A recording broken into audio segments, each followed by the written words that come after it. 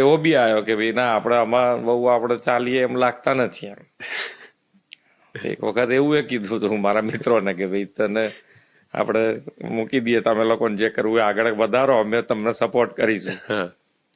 પછી જે મિત્રને કીધું હતું એ મિત્ર તો બજારમાં એવું કહેવા માંડ્યો, જોયું આપણે પતાવી દીધા ને.